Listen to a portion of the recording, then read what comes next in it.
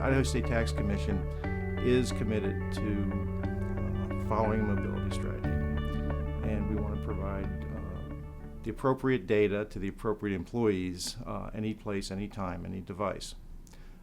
We have a dichotomy, though, in that we have tax data, and it's confidential. And you don't want your tax data to be seen by anybody that isn't appropriate to it, but you want to have access to it. So we have this dichotomy of anytime, any place, any device, but we have to keep it secure. Makes my job interesting. So we have a 3-phase program that we're following. The first phase is already underway. It's stable. It's strictly internal. We selected iPad and a product called Mobile Echo, where we are providing information within our environment from our tax system as well as other data, and that's stable now. We'll be working with the IRS to start phase 2 to make sure that we have their blessing. We'll roll that out to our field employees, our auditors, our collection agents, people that go out into the field. And when that's stable, we'll be moving forward with phase 3, which we're working with our vendor, Fast Enterprises.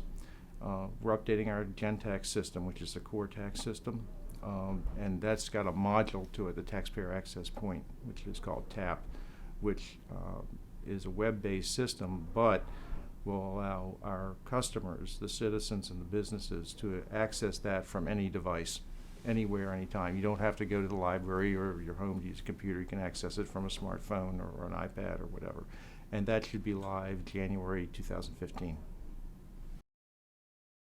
What we have to do is we have to make sure that first of all, you have very stringent rules as to who can see what data. And then there's very stringent rules as far as encryption. So we have to have encryption at rest. We have to have encryption in transit, and you have to keep things in sync. That's why we happen to like the current application that we have, because when your data is updated, it's automatically synced between your mobile device or your smartphone and the core database. So if you were to make a change in a secure fashion, it will be kept current, or if the tax agency is doing an audit on you, we would update your file, and the next time you log in, it would automatically sync everything up so that you have accurate data. So having access to the data from any time, any place, anywhere is great, as long as it's accurate data and timely data.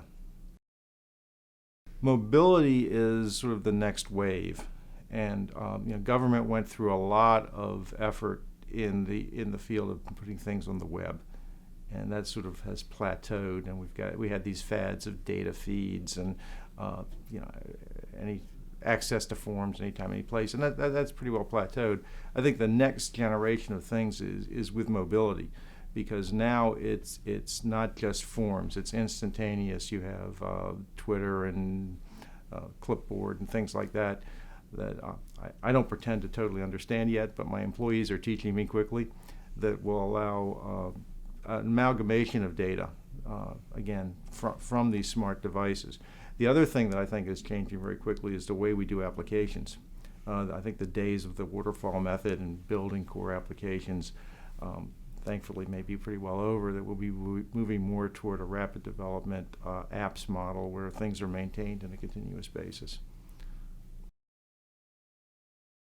I think there's two. There's one from the citizen standpoint, particularly with the younger generation of citizens.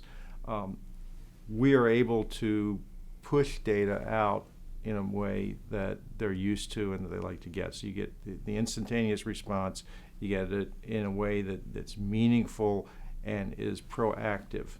That's number one. Speaking very selfishly as a government employee, this gives my employees, my professional employees, a whole new career. This is a whole new way of doing business, new skill sets. We can attract and energize the best and the brightest that are graduating from our public institutions and private institutions. So it's taking what had become a fairly stodgy environment in IT development and has really energized it. And so we're getting the best of the brightest people in. So we're very excited about that.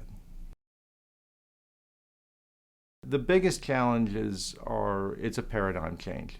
And whenever you go through a paradigm change, we went from mainframes to personal computers, paradigm change. It took a lot of time and effort in changing the way employees think and the way that work is done. And then from computers, personal computers, we got back to client server and everything. This is as big a change as the Mac coming in or the PC. This is a huge change in the way we do things. And being able to embrace that and take advantage of it right now is extremely exciting, but extremely challenging. So we're going to go through, I suspect, several years of false starts, just as we did with the first personal computers.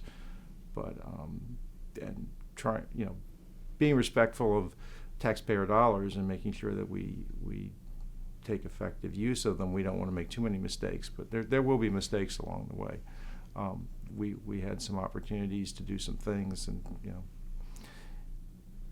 in this area, you fail quickly and you do it again. So we had some quick failures, but I think we learned from them and we moved again, and now we have a very successful product. So embracing that quick change, quick development is both exciting and frightening. But I think we're going to get there, as will our counterparts in the other states. It's great talking to my peers here at NASCIO and learning from them. We're very fortunate in Boise. We've got, like I said, a great environment. It's a wonderful place to live. We have HP and Micron. We've got a great institution in Boise State, as well as the University of Idaho and other institutions in the state.